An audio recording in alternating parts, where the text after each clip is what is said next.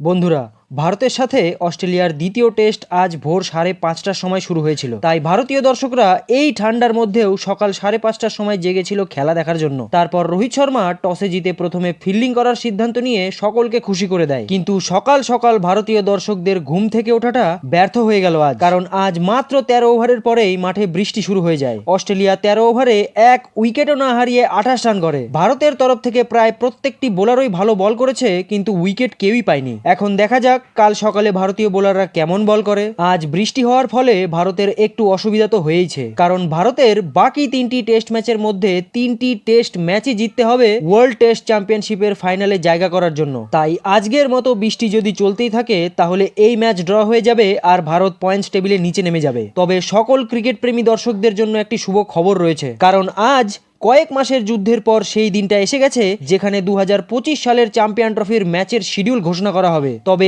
আজ যদি শিডিউল নাও আসে তাহলে এবারের চ্যাম্পিয়ন্স ট্রফি আদৌ খেলা হবে কিনা সেই বিষয়ে আপনারা অবশ্যই জানতে পারবেন। কিন্তু আমার তো মনে হয় পাকিস্তান শেষ পর্যন্ত হাইব্রিড মডেল মেনেই নেবে। তবে আপনাদের কি মনে হয় বন্ধুরা? নিচে কমেন্ট করে অবশ্যই জানাবেন।